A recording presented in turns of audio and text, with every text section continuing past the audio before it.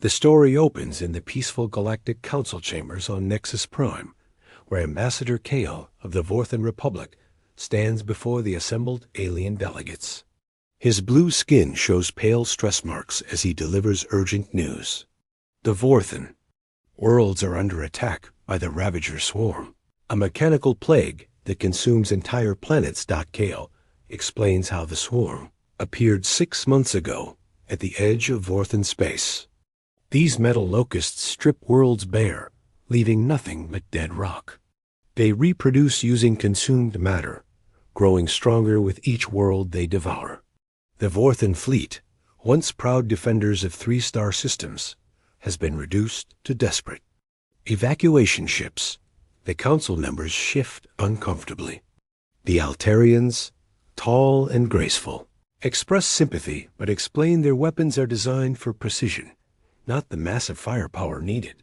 The crystalline Zephyrs note their energy-based technology proves useless against the Swarm's adaptive. Shields. Even the militant Corvan Empire admits their honor-bound warriors cannot match machines that feel no fear or pain. Elder Vex. The ancient council leader presents the harsh reality. The Galactic Defense Force lacks the raw destructive capability to stop the swarm. Their ships are built for exploration and light peacekeeping, not total war. The assembled races have known only minor conflicts for centuries. In desperation, Kale mentions an obscure entry in the galactic database. A species called humans from a planet designated as a Class 12, deathworld. The file notes they emerged from a world so hostile that survival required constant warfare against their own environment. Other species consider their planet uninhabitable. Council members express doubt. Deathworld species are typically primitive, struggling just to survive their harsh homes. What could such beings offer against an unstoppable mechanical enemy? Elder Vex reluctantly agrees to send a distress signal to this Earth. Though few expect a response, the transmission travels through space toward a small blue world in an unremarkable solar system. Unknown to the galactic community, humanity has spent the last 50 years preparing for the worst. Their death world taught them that peace comes only through superior firepower and the will to use it. Admiral Kane receives the alien distress signal at Terra Command, humanity's military headquarters hidden beneath the Rocky Mountains. The message, translated by quantum computers, tells of the Ravager Swarm and the Council's desperate plea for aid. Kane studies the tactical data with his staff officers. Colonel Nash, head of the Strategic Planning Division, analyzes the enemy capabilities. The Ravagers appear to be self-replicating war machines, similar to scenarios humanity has wargamed. For decades.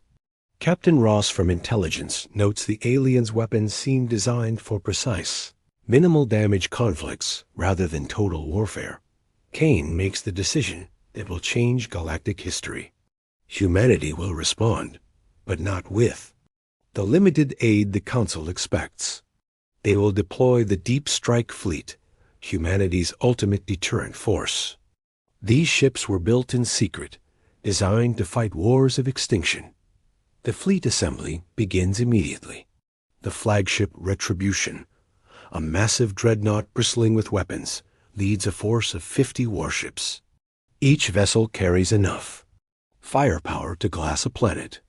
Their crews are volunteers from Earth's various military forces, trained in the harsh doctrine their world demanded. Captain Blake commands the assault carrier, Fury, loaded with atmospheric fighters designed for total air superiority. Major Stone leads the Marine contingent aboard the troop transport Hammer, soldiers equipped for fighting in any environment their death world could produce. Dr. Wells, the fleet's chief scientist, oversees deployment of humanity's most feared weapons: quantum torpedoes that tear apart matter at the subatomic level, plasma cannons that burn hotter than stellar cores, rail guns that fire projectiles at near-light speed. As the fleet prepares to jump to hyperspace, Kane addresses his forces. He reminds them that Earth's history is written in the blood of those who underestimated human determination. From ancient wars to the climate disasters that forged their species, humanity learned one lesson above all others. Sometimes peace requires the total destruction of those who threaten it. The jump sequence begins. Massive engines tear holes in space-time, creating corridors of twisted reality. The human fleet disappears from Earth space, beginning their journey to a galactic community that has no idea what approaches. Meanwhile, on Nexus Prime, the Council continues evacuation efforts. As more Vorthan worlds fall silent, they have received confirmation that the human fleet is coming, but expect perhaps a few ships with primitive weapons. Elder Vex notes in his private log that Deathworld species rarely possess advanced technology, but the Ravager swarm continues. Its relentless advance, having consumed 12 Vorthan worlds. Their collective intelligence grows with each planet, adapting to every defense the aliens deploy. They have begun probing attacks on neighboring systems, testing the responses of other Council species. The human fleet drops out of hyperspace at the edge of Vorthan territory, with an energy signature that registers on every sensor within 3 light years. The assembled Council evacuation ships detect the massive gravitational disturbance as reality snaps back into normal spacetime. Ambassador Kale, aboard the Vorthan command ship New Dawn, stares at his tactical displays in disbelief. The human fleet's energy readings suggest vessels far larger than anything in Council records. Captain Miller of the Retribution opens communications, his voice calm and professional as he requests tactical data on enemy positions. The cultural shock begins immediately. While Council species communicate through formal diplomatic protocols, the humans speak in direct military terms. They want target priorities, defensive capabilities, and rules of engagement. When Elder Vex attempts to discuss negotiation possibilities, Admiral Kane responds that the time for talking ended when the First World died. Dr. Wells deploys quantum sensor probes that penetrate Ravager-controlled space, mapping enemy positions. With technology the Council has never seen, the data reveals the true scope of the threat. Over 1 million individual Ravager units spread across 15 consumed worlds, with production facilities building more every hour. The Council representatives express despair at these numbers. Their remaining fleets total less than 2,000 ships, designed for peacekeeping rather than warfare. How can anyone defeat such overwhelming odds? Kane's response shocks them into silence. The Deep Strike fleet was built to fight wars of extinction against enemies who show no mercy. These numbers are within acceptable parameters for total engagement. He orders battle preparations to begin. The human ships begin what Council observers can only describe as a transformation. Weapon ports open across their hulls like blooming flowers of death. Shield generators charge to levels that distort space. Around each vessel, fighter bays launch atmospheric craft that move with predatory grace. Captain Blake leads the first reconnaissance mission, taking the Fury and her escort destroyers into Ravager territory. The enemy responds immediately, launching swarms of mechanical fighters that have destroyed every Council patrol they've encountered. The battle that follows lasts 17 minutes. Human plasma cannons tear through Ravager shields like they don't exist. Quantum torpedoes detonate inside enemy formations, converting matter directly to energy. When the engagement ends, 300 Ravager units have been reduced to expanding clouds of superheated gas. The most shocking moment comes when these Ravagers attempt their standard adaptive protocol, analyzing human weapons to develop countermeasures. Captain Ross reveals that every human weapon system has 17 different operating modes, each using completely different physical principles. The Ravager's mechanical intelligence cannot adapt fast enough. Council observers watch tactical recordings with growing amazement and horror. The humans fight with a calculated brutality that goes beyond anything in their experience. Every shot is designed for maximum destruction. Every maneuver prioritizes enemy elimination over self-preservation. Dr. Wells explains humanity's philosophy to the stunned alien observers. Earth taught them that survival sometimes requires becoming more dangerous than the threats they face. Their world was trying to kill them every day for millions of years. They learned to kill it back. Admiral Kane orders the full offensive to begin. The human fleet splits into 3 battle groups, each targeting a different cluster of Ravager-controlled worlds. Their strategy violates every principle of Council warfare. Instead of minimizing destruction, they aim to maximize it. Battle Group Alpha, led by the dreadnought Devastation, approaches the heavily fortified world of Thymus Prime. The planet's surface crawls with Ravager construction facilities, each building thousands of new units daily. Traditional Council tactics would attempt surgical strikes to minimize collateral damage. The humans choose a different path. Captain Torres orders deployment of Planet Cracker missiles, weapons designed to shatter continental plates. The orbital bombardment begins with quantum torpedoes that punch through the planet's crust, followed by plasma charges that turn rock into molten slag. The Ravager planetary defenses respond with energy beams capable of cutting Council ships in half. The human vessels absorb the attacks on reinforced battle armor while returning fire with weapons that crack the planet like an egg. Within 6 hours, Thymus Prime is a broken world of cooling magma. Battle Group Beta faces the Ravager fleet concentrated around the gas giant Helios. Captain Stone leads the marine assault while Admiral Kane provides orbital support. The enemy responds with their most dangerous units, massive constructor ships that can build new Ravagers in real time during battle. The human response demonstrates why Council species fear deathworld evolution.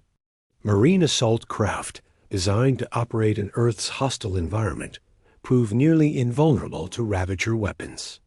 Their crews, equipped with powered armor and weapons that fire depleted uranium at hypersonic speeds, board enemy vessels. In zero-gravity combat, Major Stone's forces fight through kilometer-long Ravager ships, their weapons turning mechanical corridors into scrap metal graveyards.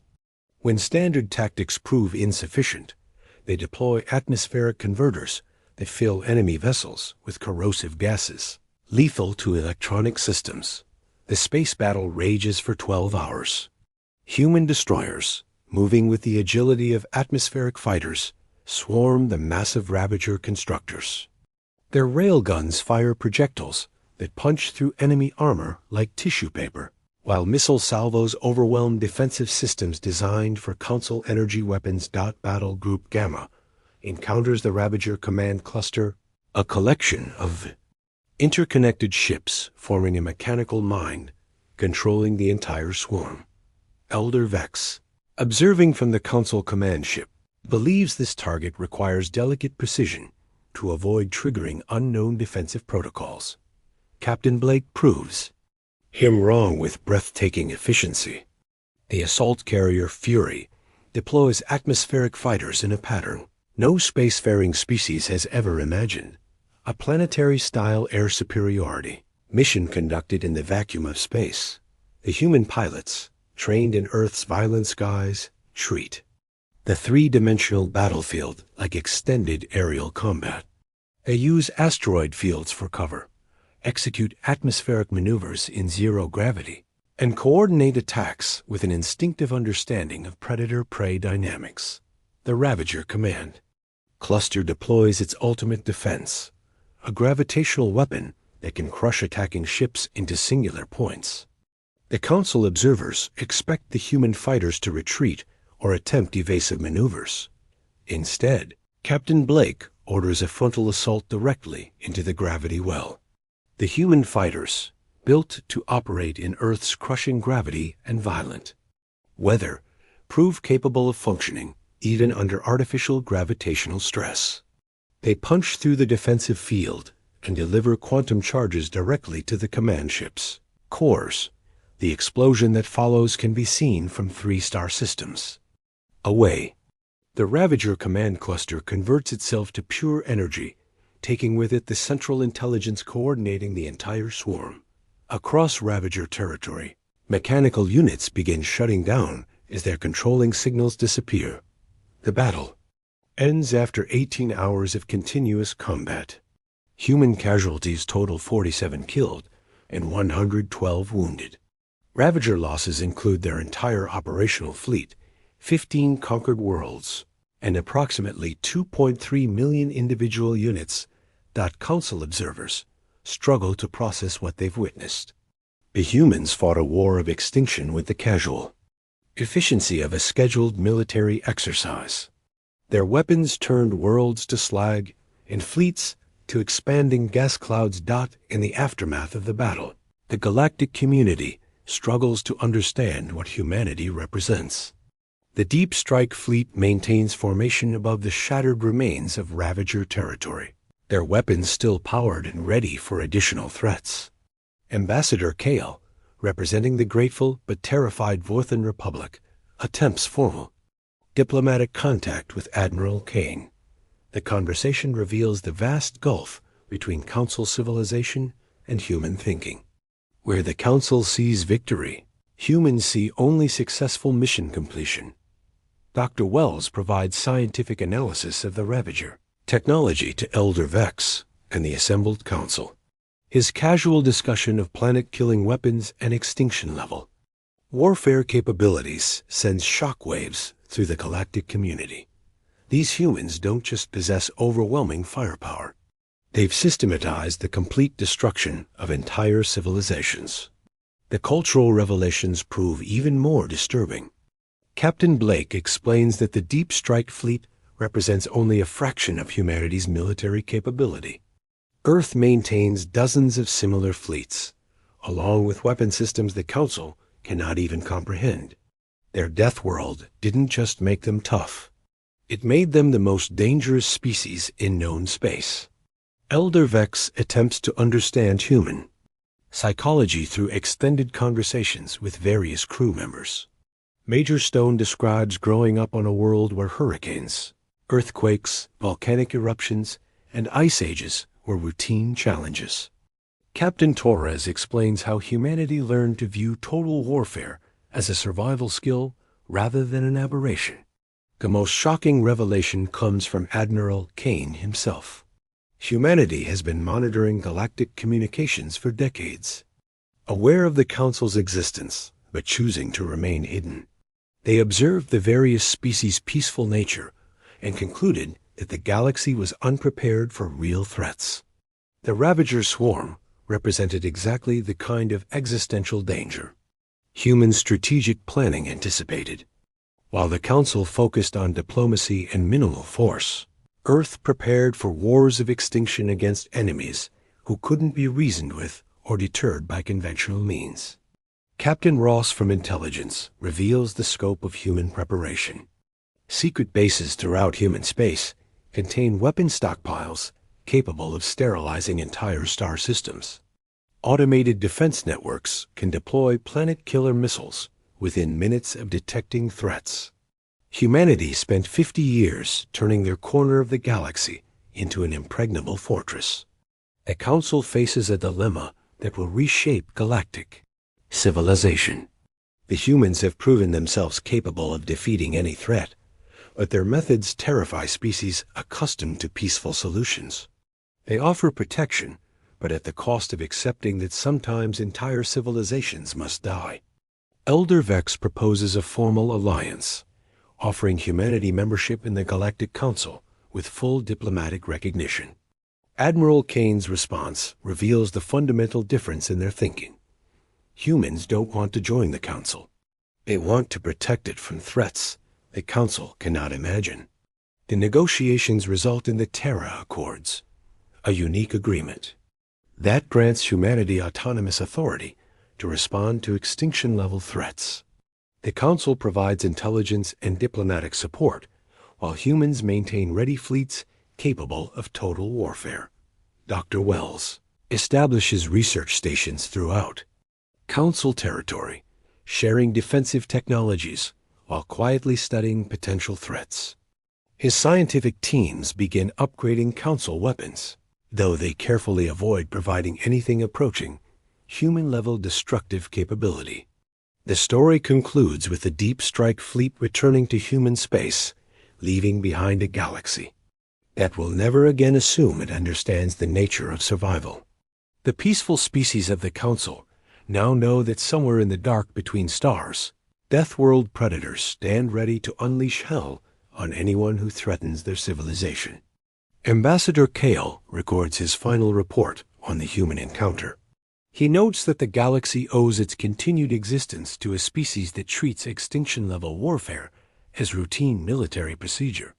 The humans saved the Council not through superior technology alone, but through a fundamental willingness to become more dangerous than their enemies.